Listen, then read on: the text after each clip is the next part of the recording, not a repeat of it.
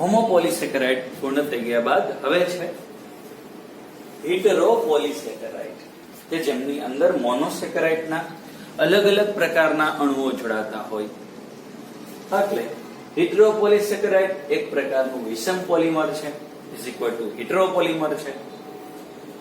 હોમોપોલિસેકેરાઇડના આપ ઉદાહરણ જાણો છો.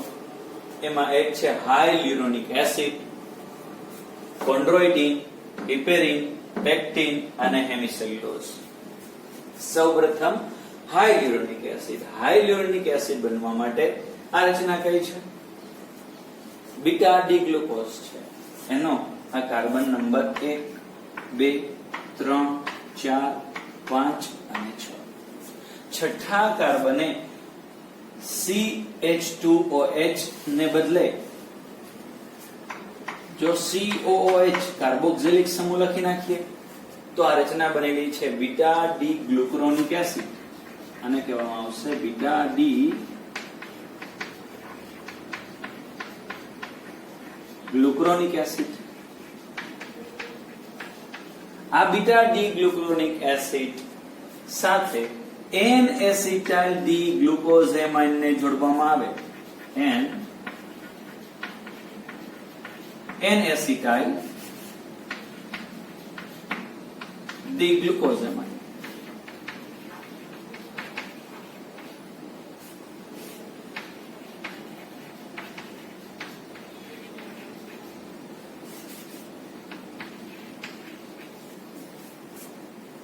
બીટા ડી ગ્લુક્રોનિક એસિડ નો અણુ N-એસિટાઇલ ડી ગ્લુકોઝેમાઇન સાથે પોતાના પહેલા કાર્બન થી N-એસિટાઇલ ડી ગ્લુકોઝેમાઇન ના ત્રીજા કાર્બન સાથે જોડાય અને બંધ રચાય બીટા 1 2 3. ગ્લાયકોસિડિક બંધનું સ્થાન આ બંને વચ્ચે બીટા 1 2 3. આવા ઘણા બધા ડાયસેકેરાઇડ બને. આ તમામ ડાયસેકેરાઇડોને બીટા 1 2 4 જોડાણ વડે જોડી દેવામાં આવે. એટલે કે ગ્લુક્રોનિક એસિડ પ્લસ N-એસિટાઇલ ડી ગ્લુકોઝેમાઇન એ તો જોડાઈ ગયું. હવે આ ડાયસેકેરાઇડ બન્યું છે. આ ડાયસેકેરાઇડને અન્ય ડાયસેકેરાઇડ સાથે જોડવા માટે પણ ગ્લાયકોસિડિક બંધ છે, પણ એનું સ્થાન કયું? તો N-એસિટાઇલ ડી ગ્લુકોઝેમાઇન નો પહેલો કાર્બન એના પછી આવતા બીટા ડી ગ્લુક્રોનિક એસિડ ના ચોથા કાર્બન સાથે જોડાશે. તો હાયલ્યુરોનિક એસિડ એક પોલિમર બની જશે. આવું હાયલ્યુરોનિક એસિડ કે જે બે પ્રકારના અણુઓનું પોલિમર છે, અલગ અલગ પ્રકારના અણુઓનું પોલિમર છે, એટલે એને કહેવામાં આવે વિષમ પોલિમર હિટરોપોલિસેકેરાઇડ. આવું હાયલ્યુરોનિક એસિડ ક્યાં આવેલું હોય છે? તો પ્રાણીઓના કોષોની બાઉન્ડ્રી પર. એટલે કે પ્રાણીઓના કોષોને બાંધતું દ્રવ્ય છે. એટલે હાયલ્યુરોનિક એસિડ અન્ય નામે કહીએ તો એનિમલ સિમેન્ટ તરીકે કાર્ય કરે છે.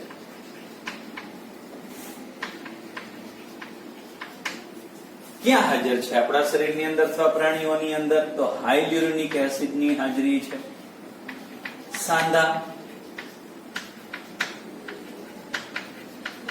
સંયોજક પેશી. આપણા શરીરની ચાર મુખ્ય પેશી, અધિચ્છદીય પેશી, સંયોજક પેશી, સ્નાયુ પેશી અને ચેતાપેશી. એમાં સંયોજક પેશી કે શરીરની અંદર જે બાંધવા અને જોડવાનું કાર્ય કરે છે એ સંયોજક પેશીના બંધારણમાં હાયલ્યુરોનિક એસિડ છે. સાંધાના બંધારણની અંદર છે. આંખની અંદર કાચ જેવો રસ છે જેને કહેવામાં આવે કાચ રસ, કે જે આંખના ડોળાનું સ્વરૂપ જાળવી રાખે છે. એના બંધારણમાં હાયલ્યુરોનિક એસિડ આવેલું હોય છે. આ ઉપરાંત વિકસતું ભ્રૂણ છે અને એનું જોડાણ માતાના ગર્ભાશયના જરાયુ સાથે ગર્ભનાળ દ્વારા હોય.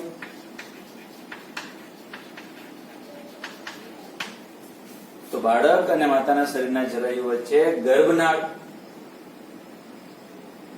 એના બંધારણમાં હાયલ્યુરોનિક એસિડ, ગર્ભનાળ, કાચરસ, સંયોજક પેશી અને સાંધામાં હાયલ્યુરોનિક એસિડ છે. પ્રાણીઓના કોષોની બાઉન્ડરીમાં છે એટલે એને કહેવામાં આવે એનિમલ સિમેન્ટ. હાયલ્યુરોનિક એસિડ બાદ છે કોન્ડ્રોઇટિન. કોન્ડ્રોઇટિન જે બીટા ડી ગ્લુક્રોનિક એસિડ તેમજ એની સાથે પુનરાવર્તિત થતો અણુ છે N-એસિટાઇલ ડી ગેલેક્ટોઝમાઇન. N-એસિટાઇલ ડી ગેલેક્ટોઝમાઇન એટલે અગાઉ લખેલું બંધારણ હતું N-એસિટાઇલ ડી ગ્લુકોઝેમાઇન. એના ચોથા કાર્બને H અને OH ના સ્થાનની અંદર ઉલટસુલટ કરી નાખો તો બનતી રચના છે N-એસિટાઇલ ડી ગેલેક્ટોઝેમાઇન. અને એની સાથે સલ્ફર જોડી દેવાનો છે. તો સલ્ફર યુક્ત N-એસિટાઇલ ડી ગેલેક્ટોઝેમાઇન અને બીટા ડી ગ્લુક્રોનિક એસિડના પુનરાવર્તિત એકમોથી બનતી રચના એટલે કોન્ડ્રોઇટિન. કોન્ડ્રોઇટિન નું સ્થાન ક્યાં છે? કોન્ડ્રોઇટિન ક્યાં હાજર હોય? તો આપણા અસ્થિની અંદર, કાસ્થિની અંદર અને સ્નાયુબંધ. સ્નાયુ અને હાડકા, સ્નાયુ અને અસ્થિ ને જોડતો બંધ ઇઝ ઇક્વલ ટુ સ્નાયુબંધ. પછી કાસ્થિ, અસ્થિની અંદર કોન્ડ્રોઇટિન દ્રવ્ય આધારક દ્રવ્ય તરીકે છે. આ તમામ સંયોજક પેશી છે. સંયોજક પેશીના અતિ મહત્વના બે ભાગો, એક એના કોષ હોય અને બીજા એનું આધારક હોય. એના આધારક દ્રવ્યની અંદર કોન્ડ્રોઇટિન છે. ત્રીજા પ્રકારનું હેટરોપોલિસેકેરાઇડ હિપેરિન છે કે જે beta D glucuronic acid plus N sulphate glucosamine ના પુનરાવર્તિત એકમોથી બનેલું છે. હિપેરિન શું છે? તો હિપેરિન એન્ટીકોએગ્યુલન્ટ છે એટલે પ્રતિગંઠક છે. પ્રતિગંઠક ઇઝ ઇક્વલ ટુ એન્ટીકોએગ્યુલન્ટ.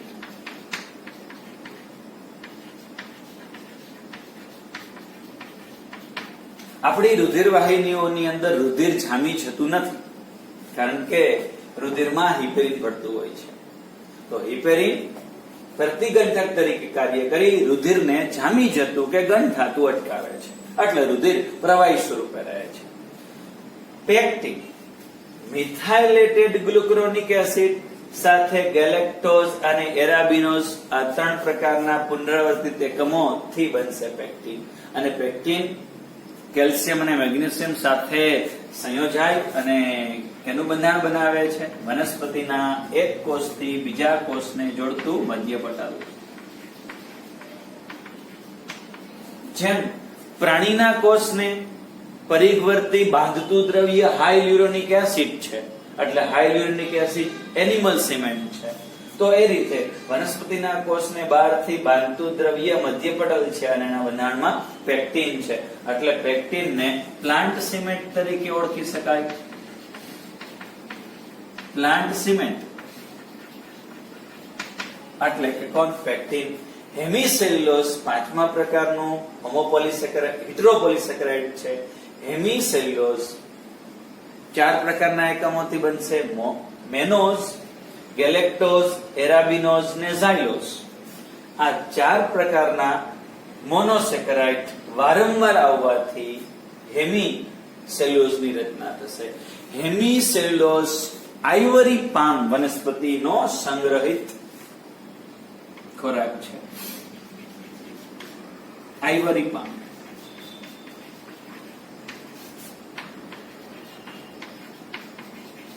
ની અંદર સંગ્રહિત દ્રવ્ય છે. સફેદ ચળકતું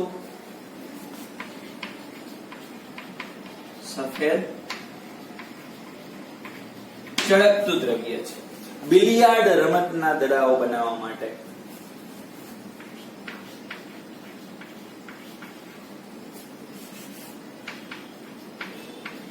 બિલિયાર્ડ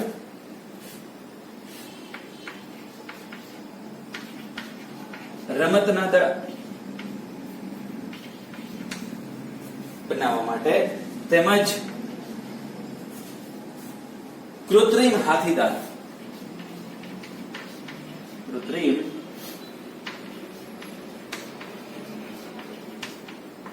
હાથીદાંતનું નિર્માણ કરવા માટે હેમિસેલ્યુલોઝનો ઉપયોગ થતો હોય. આઇવરી પામ ની અંદર સંગ્રહિત સફેદ ચળકતું દ્રવ્ય, તેમાંથી દ્રવ્યને અલગ કરો તો એ દ્રવ્યનું બિલિયાર્ડ રમતના દડા બનાવવા માટે ઉપયોગ થાય છે, તેમજ કૃત્રિમ હાથીદાંત બનાવવા માટે ઉપયોગ થાય છે. તો આ તમામ હતા હિડ્રોપોલિસેકેરાઇડ. આવા હિડ્રોપોલિસેકેરાઇડ માંથી કેટલાક હિડ્રોપોલિસેકેરાઇડ જેવા કે હિપેરિન, પેક્ટિન, કોન્ડ્રોઇટિન એવા કેટલાક પાણી અને પ્રોટીન તરફ આકર્ષણ ધરાવે છે તો એને કહેવામાં આવે સ્લેશી ઇઝ ઇક્વલ ટુ મ્યુકોપોલિસેકેરાઇડ. તો હવે મ્યુકોપોલિસેકેરાઇડ નું વર્ણન કરીએ. ત્રીજા પ્રકારનો પોલિસેકેરાઇડ જે છે મ્યુકોપોલિસેકેરાઇડ, શ્લેષ્મી પોલિસેકેરાઇડ. પાણી પ્રોટીન સાથે સંયોજવાનો એ ગુણધર્મ ધરાવે છે. મોટાભાગના હિડ્રોપોલિસેકેરાઇડ એ મ્યુકોપોલિસેકેરાઇડ પ્રકૃતિના છે. વનસ્પતિમાં જોવા મળતું શ્લેષ્મ તો એક ઉદાહરણ છે કેનું? શ્લેષ્મી પોલિસેકેરાઇડનું, જે મેનોઝ અને ગેલેક્ટોઝના પુનરાવર્તિત એકમોથી બનતી રચના છે. પેપ્ટિડોગ્લાયકેન કે જે બેક્ટેરિયાની કોષ દિવાલની અંદર હાજર છે, જે શેનાથી બનેલું છે? N-acetyl-D ગ્લુકોઝેમાઇન પ્લસ એવો જ અણુ છે N-acetyl-D ગ્લુકોઝેમાઇન, પરંતુ એના ત્રીજા કાર્બને CH3CHCOOH સમૂહ જોડાઈ ગયેલો છે ઓક્સિજન સાથે.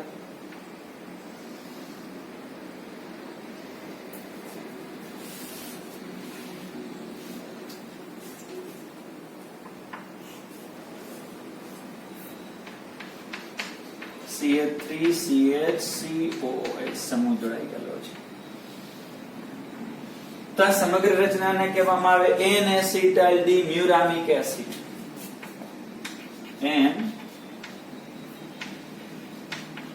N-acetyl-D મ્યુરામિક એસિડ પ્લસ નાની પોલીપેપ્ટાઇડની શૃંખલા. પોલીપેપ્ટાઇડની શૃંખલા એટલે એમિનો એસિડની શૃંખલા. કેટલા? 4 થી 5 જેટલા એમિનો એસિડ થી બનતી નાની પોલીપેપ્ટાઇડની શૃંખલા plus N-acetyl-D muramic acid plus N-acetyl-D glucosamine. આ ત્રણ પ્રકારના એકમોના પુનરાવર્તિત એકમથી બેક્ટેરિયાની કોષ દિવાલનું દ્રવ્ય પેપ્ટિડોગ્લાયકેન બનશે. ત્રીજા પ્રકારનું દ્રવ્ય છે અગર અગર, કે જે D-ગેલેક્ટોઝ પ્લસ L-ગેલેક્ટોઝ ના પુનરાવર્તિત એકમોથી બને છે. દર 10 એકમે એક વખત સલ્ફર સમૂહ રચનામાં દાખલ થતો હોય છે. આવું અગર અગર ક્યાંથી પ્રાપ્ત થાય? તો લાલ લીલમાંથી. લાલ લીલ ના ઉદાહરણ છે એક ગ્રેસિલેરિયા અને બીજી છે જીલિડિયમ. ગ્રેસિલેરિયા અને જીલિડિયમ ની અંદર એટલે કે લાલ લીલ માંથી આપણને અગર અગર પ્રાપ્ત થશે. આ અગર અગરના ઉપયોગ શું હોય? તો જેલી બનાવવા માટે.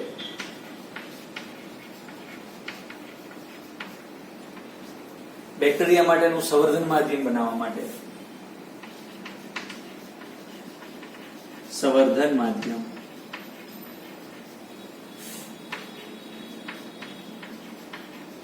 જે માધ્યમમાંથી બેક્ટેરિયા પોષણ મેળવી શકે, પોતાના વિકાસને વૃદ્ધિ કરી શકે, એ માધ્યમ સંવર્ધન માધ્યમ છે. આઈસ્ક્રીમ બનાવવા માટે.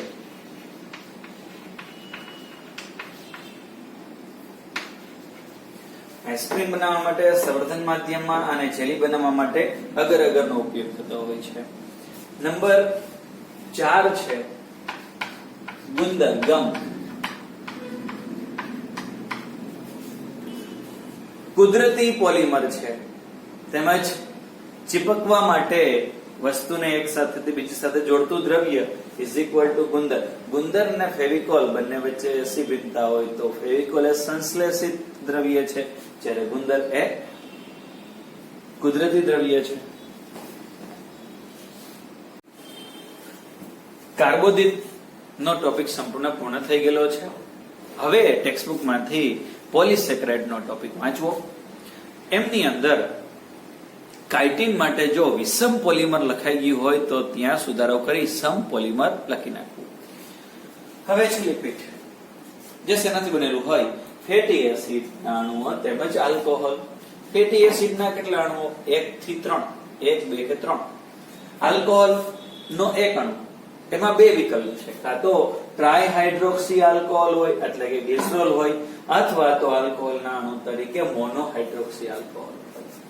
લિપિડના બંધારણમાં કાર્બન, હાઇડ્રોજન અને ઓક્સિજન છે.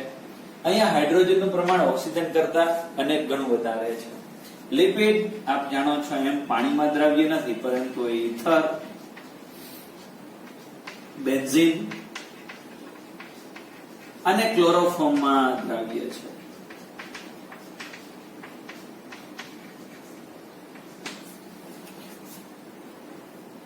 લિપિડના બંધારણમાં સૌપ્રથમ ફેટી એસિડની રચના જોઈએ. તો ફેટી એસિડ એક બાજુએ કાર્બોક્સિલિક સમૂહ ધરાવશે અને બીજી બાજુએ હાઇડ્રોકાર્બનની શૃંખલા ધરાવતી રચના છે.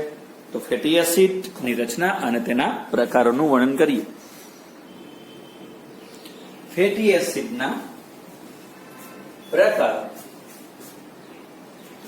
સંતૃપ્ત ફેટી એસિડ એક પ્રકાર છે અને બીજો પ્રકાર છે અસંતૃપ્ત ફેટી એસિડ. અહીંયા ફેટી એસિડની રચના લખેલી છે, એનું બંધારણ CH3 CH2 CH2 COOH છે. કોઈ પણ ફેટી એસિડની અંદર એક બાજુએ કાર્બોક્સિલ સમૂહ હોય અને બીજી બાજુએ કોઈ લાંબી કે ટૂંકી હાઇડ્રોકાર્બનની શૃંખલા હોય. અત્યારે આ ફેટી એસિડની અંદર તમામ કાર્બનની સંયોજકતા હાઇડ્રોજનથી પૂર્ણ થઈ ગઈ છે. અહીંયા કોઈ પણ કાર્બન નવો હાઇડ્રોજન કે હેલોજન સ્વીકારી શકે એમ નથી. બધા કાર્બન સંતૃપ્ત છે એટલે એને સંતૃપ્ત ફેટી એસિડ કહેવામાં આવે. અહીંયા ફેટી એસિડની રચના જોઈએ તો CH3 CH double bond CH COH લખેલું છે. એક સ્થાને બે કાર્બન વચ્ચે દ્વિબંધ છે. જો ફેટી એસિડની રચનામાં કોઈ પણ એક સ્થાને કે એક કરતા વધુ સ્થાને બે કાર્બન વચ્ચે દ્વિબંધ હોય તો એ દ્વિબંધ ખુલતા આ ફેટી એસિડ નવો હાઇડ્રોજન કે હેલોજન સ્વીકારી શકશે. અહીંયા દ્વિબંધને ખોલી નાખો તો એક સંયોજકતા અહીંયા ખૂટે છે, એક અહીંયા ખૂટે છે, તો એક હાઇડ્રોજન અહીંયા ઉમેરી શકાશે, એક હાઇડ્રોજન અહીંયા ઉમેરી શકાશે. એટલે જે ફેટી એસિડ પાસે ઓછામાં ઓછા બે કાર્બન વચ્ચે એક સ્થાને દ્વિબંધ કે એક કરતા વધારે સ્થાને પણ દ્વિબંધ હોઈ શકે તો તેવા ફેટી એસિડ નવા હાઇડ્રોજન કે હેલોજન સ્વીકારી શકે છે. એના કાર્બન અસંતૃપ્ત છે એટલે એને કહેવામાં આવે અસંતૃપ્ત ફેટી એસિડ. તો સંતૃપ્ત અને અસંતૃપ્ત ફેટી એસિડ વચ્ચે ની ભિન્નતા કઈ? તો જે ફેટી એસિડના બંધારણમાં કાર્બન કાર્બન વચ્ચે એક જ બંધ હોય, નવો હાઇડ્રોજન કે હેલોજન સ્વીકારી શકે એમ ન હોય, એ સંતૃપ્ત સેચ્યુરેટેડ.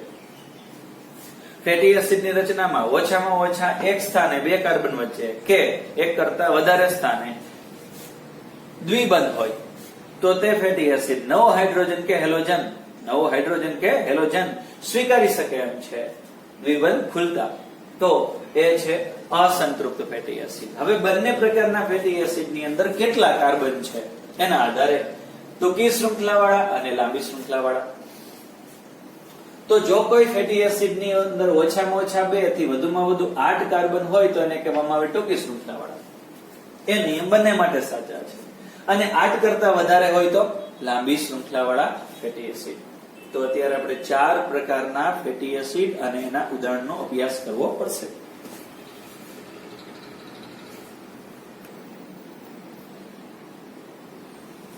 સૌપ્રથમ ટૂંકી શૃંખલાવાળા સંતૃપ્ત ફેટી એસિડ. 4 કાર્બન વાળો ફેટી એસિડ લખેલો છે. ફેટી એસિડમાં કાર્બનની ગણતરી કરતી વખતે હાઇડ્રોકાર્બનના કાર્બનની ગણતરી તો કરવામાં આવશે, સાથે સાથે કાર્બોક્સિલિક સમૂહનો જે કાર્બન છે એની પણ ગણતરી કરવામાં આવશે. 4 કાર્બન વાળો ફેટી એસિડ છે, એનું નામ છે બ્યુટેરિક એસિડ.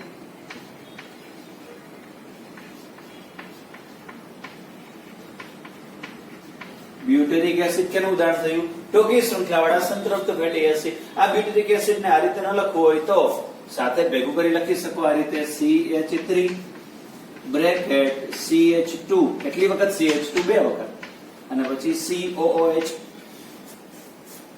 હજુ શોર્ટ ફોર્મમાં લખી શકો કાર્બન કેટલા છે તો કે 3, હાઇડ્રોજન કેટલા 4 ને 3 7 અને COOH.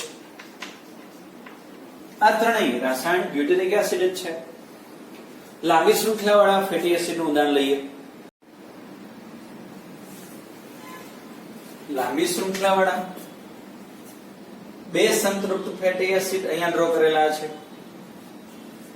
એકની અંદર કાર્બનની સંખ્યા ગણીએ 1 2 3 4 5 6 7 8 9 10 11 12 13 14 15 ને 16 આ ફેટી એસિડ 16 કાર્બન ધરાવતો છે. આ ફેટી એસિડ છે એ 18 કાર્બન ધરાવતો છે. પહેલો કાર્બન, બીજો 3 4 5 6 7 8 9 10 11 12 13 14 15 16 17 18 15 કાર્બન હાઇડ્રોકાર્બનની શૃંખલામાં છે અને એક કાર્બન કાર્બોક્સિલિક સમૂહનો છે. 17 કાર્બન હાઇડ્રોકાર્બનની શૃંખલામાં છે અને એક કાર્બન કાર્બોક્સિલિક સમૂહનો છે.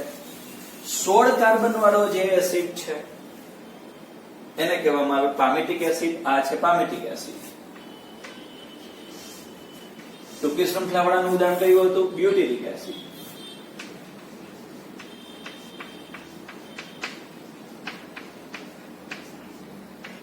હવેનો આ એસિડ છે એ પામિટિક એસિડ છે.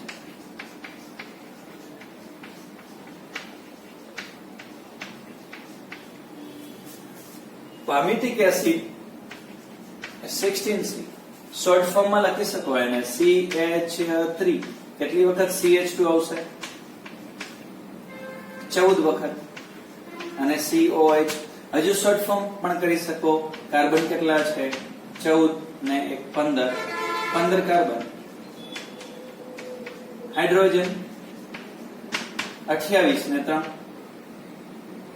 31 અને COH. આ પામિટિક એસિડ નું શોર્ટ ફોર્મ છે. આ 18 કાર્બન વાળો એસિડ છે, સ્ટીરિક એસિડ છે.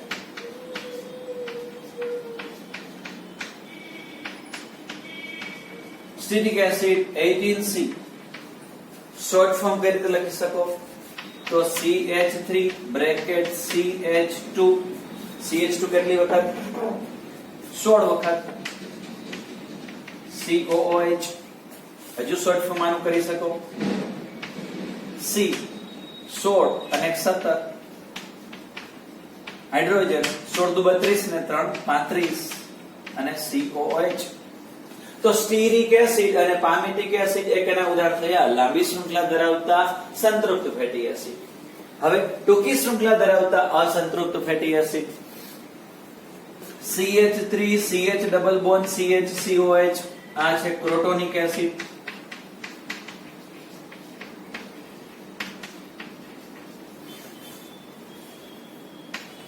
ક્રોટોનિક એસિડ 4C 4 કાર્બન ધરાવતો ફેટી એસિડ છે. શોર્ટ ફોર્મ કઈ રીતે લખી શકો?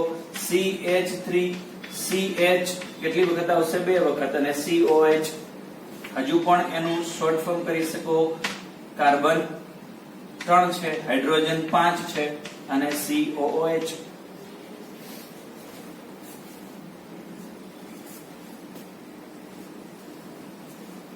લાંબી શૃંખલા ધરાવતો અસંતૃપ્ત ફેટી એસિડ કેટલા કાર્બન છે? 1 2 3 4 5 6 7 8 9.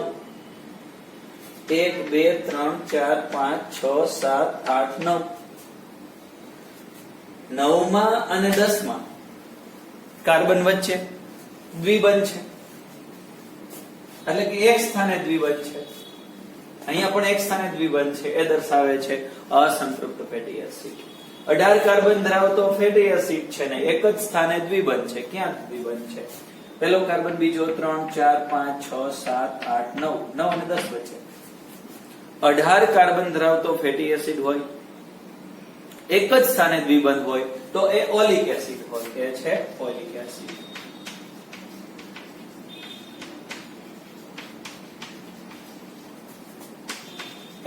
C આનું શોર્ટ ફોર્મ કઈ રીતે લખી શકો? તો CH3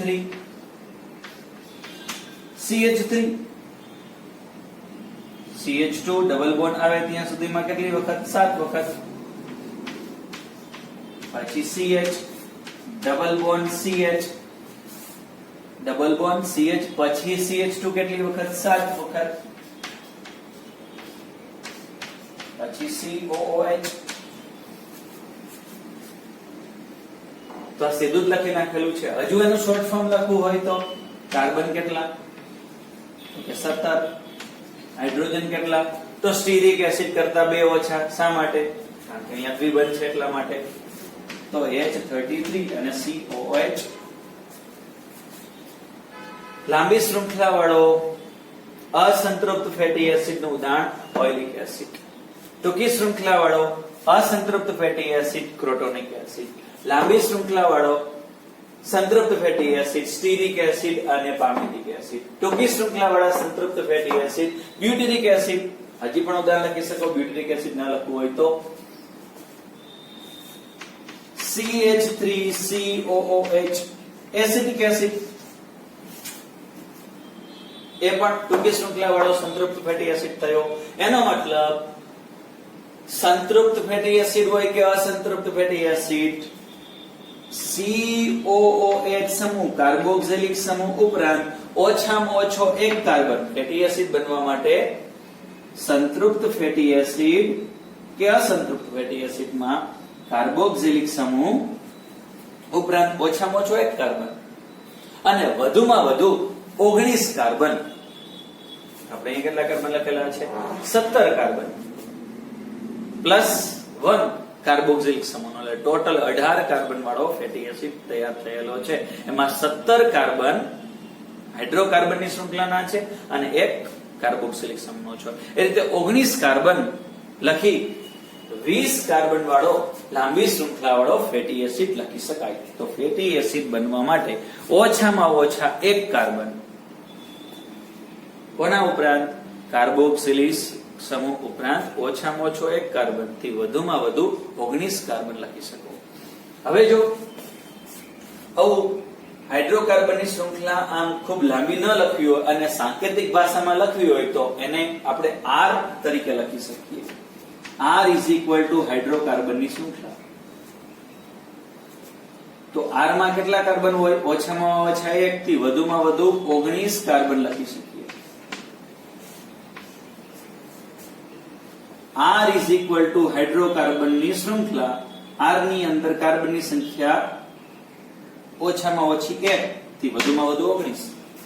તો હવે વધુ કાર્બન વાળા ઉદાહરણો લઈએ. વધુ કાર્બન વાળા ઉદાહરણ થઈ ગયેલા છે સ્ટીરિક એસિડ, પામિટિક એસિડ, ઓલિક એસિડ. અહીંયા એક જ વખત દ્વિબંધ આવેલો છે એટલે આ બંને પ્રકારના ફેટી એસિડને કહેવામાં આવે મુફા.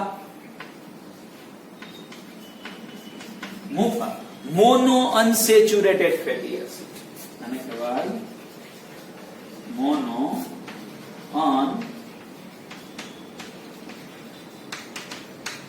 Mono unsaturated fatty acid.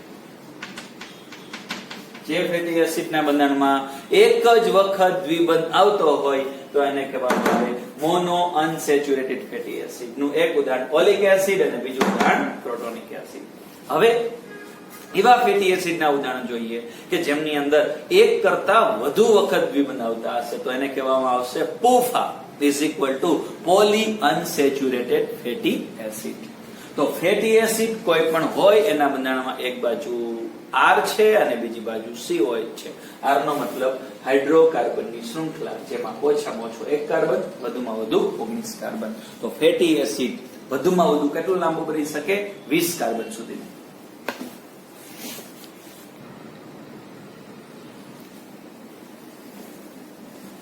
Oleic acid મુફા છે. CH3CH2 bracket 7 CH double bond CH CH2 7 CH2 bracket 7 COH. હવે છે PUFA poly unsaturated fatty acid કે જેમાં એક કરતા વધુ વખત દ્વિબંધ આવતો હશે. જેમ કે CH3 CH2 4 CH double bond CH CH2 CH double bond CH CH2 bracket 7 COH. Carbon 1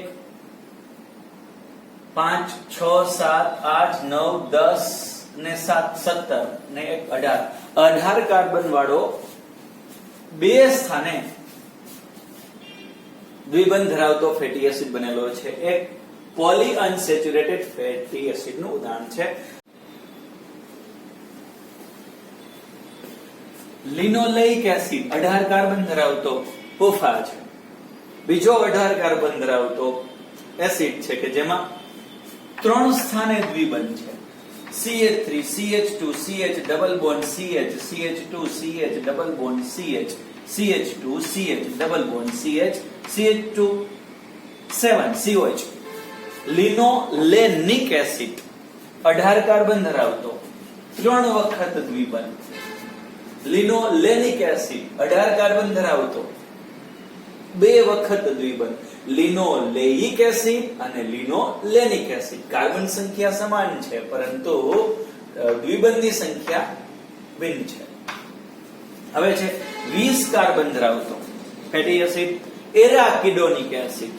20 carbon કે જેમની અંદર 4 વખત દ્વિબંધ છે. CH3 CH2 4 CH double bond CH CH2 CH double bond CH CH2 CH double bond CH CH2 CH double bond CH CH2 bracket 3 COH. જેમાં 19 carbon હાઇડ્રોકાર્બનની શૃંખલાના અને 1 carboxylic સમૂહનો. તો આ પોલી અનસેચ્યુરેટેડ ફેટી એસિડના 3 ઉદાહરણો છે. લિનોલેઇક એસિડ, લિનોલેનિક એસિડ અને એરાકિડોનિક acid.